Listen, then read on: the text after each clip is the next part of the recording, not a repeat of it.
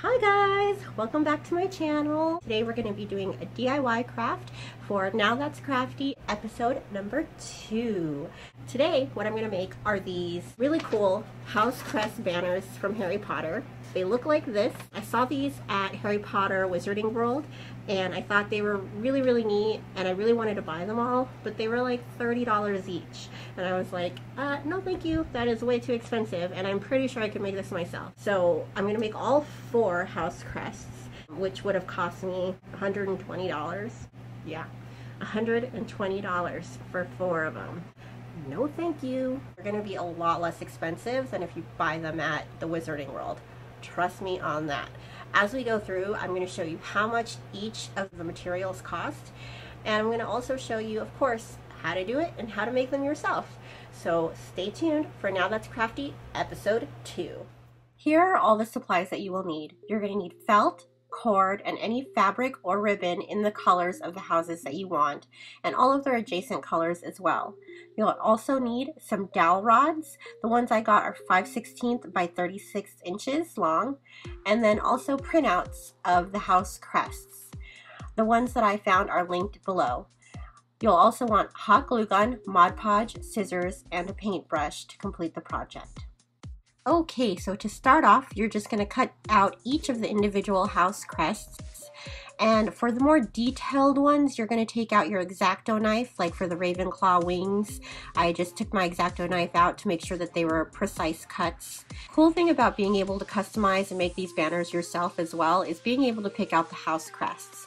I'm a Ravenclaw and I'm really picky about which crest I choose. The one at Wizarding World has the raven on it, which is the incorrect crest to me. I feel that the Ravenclaw crest has the eagle on it, so with these banners I'm using the Ravenclaw Eagle House crest. Then you're going to spread out each of the house crests onto a Mod Podge mat or any surface that you feel comfortable putting glue on, and you're going to get your Mod Podge and cover them up with the Mod Podge so that the color doesn't move around and to make them more sturdy. Next, you're going to want to prepare all of your fabric. I'm using 8x10 felt for most of the house banners, but for some reason I couldn't find the maroon color for the Gryffindor banner, so I'm using regular fabric that I found at Walmart. Each of the felt pieces cost me about $1 per piece of felt, and then this maroon fabric was, I think, $3 a yard, so I got a half a yard, making it, half of the cost, of course, $1.50. I'm using the template of the felt fabric to cut out the Gryffindor maroon color fabric to make it the same size as all of the felt. So what I'm doing here is I put a piece of paper over a piece of the felt fabric, and I'm using my cutting mat as a guide to help me to create the bottom portion of the banner, which is the triangle shape. I'm making a template out of it so that I can ensure that all of the banners are a uniform shape. After I'm done cutting out that template, I'm going to use that on all of the banners and draw in that triangular shape so I know what to cut out.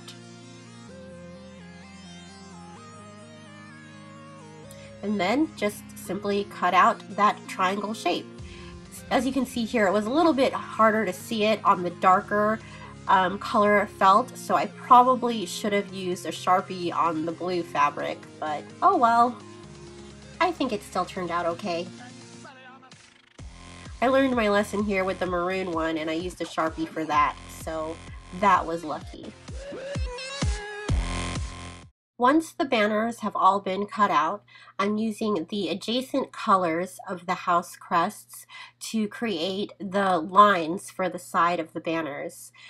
Each one of these are about 1 centimeter long. If you have ribbon, if you can find centimeter long ribbon, that would also work great as well.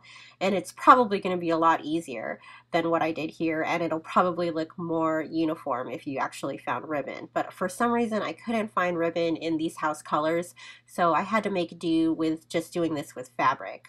But basically what I did is I just got my ruler and measured out 1 centimeter width on all of these and then just marked it off and then cut them all out so that I could get the ribbon-like shapes from the fabric. The silver gray fabric I used for both Ravenclaw and Slytherin, so I needed 10 of those ribbons. For all the other colors, you only need 5. Now all of your fabric should be prepared. Next, what you're going to want to do is lay everything out the way that you want it to be shaped when you're done gluing it. This way you won't have any mistakes when you're hot gluing, because that can be a pain if you make a mistake to have to redo any hot glue. Now you're just going to want to repeat the process with all of the rest of the banners. Each of this additional fabric was only $3 a yard, and a lot of it I bought for half a yard or a quarter of a yard, so they were all under $1.50 each. The really cool thing too about making these banners yourself is that you can really customize it. So if you only want 1 ribbon on the side or 3 ribbons, whatever you want, you can do it. Then once you're done hot gluing everything together, you just cut off the excess ribbon on the top. Now that you're done putting the ribbons on the banners, you're going to take your dowel rods and use it as a template to create the fold in the fabric to make sure that you have enough fabric to cover the dowels and to make sure that they go in and out of the banners smoothly. You're going to do one first and then use that as a template to create all of the rest of the folds in the fabric for all of the other banners. You really want to make sure that all of the banners are the same size and as uniform as possible. For this step, you don't have to be as careful with the hot glue since it's the back. No one will see it anyway. For this step, you're not going to want to use hot glue since you're going to glue paper onto the fabric. You're going to want to use a pretty sturdy glue though, either some E6000. I got this one from the dollar store, which is very similar to the E6000. Also, if you're having trouble unscrewing the lid from the glue, just use a pair of pliers and that'll really do the trick. To keep with the uniformity of the banners, I glued everything kind of side by side to make sure they were all in the same place.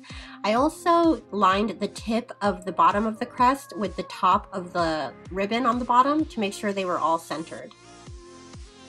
Now you're going to put the banners on the dowel rods and you're going to tie the ends of the dowels with the cord or the rope that you found. I found gold cord, which I used for the Gryffindor and Hufflepuff banners, and silver cord for the Slytherin and Ravenclaw banners. I took a lighter to the ends of the cords in order to melt down the frayed edges and to make sure they don't fray anymore. And then I also lost footage of the end of this clip, but I hot glued those cords to the end to make sure they don't slide around as well, to make it a little bit more permanent. So this is the final product here. This is the Gryffindor and the Hufflepuff, and then the Ravenclaw and Slytherin one. So you can either make these as 4 individual ones, but I did these as doubles because that's the way that I'm going to hang it on my wall. So here's the final product. They are proudly on display on top of my Harry Potter shelf, and I think they look great, and they were super fun to make. So if you liked this project, please give this video a thumbs up so that I know that you liked it. And also, if you want to see more videos like this, please subscribe to my channel. You can either click this little logo here. There's also the subscribe button on the bottom. Look forward to seeing you in my next video. Thanks again for watching. Bye!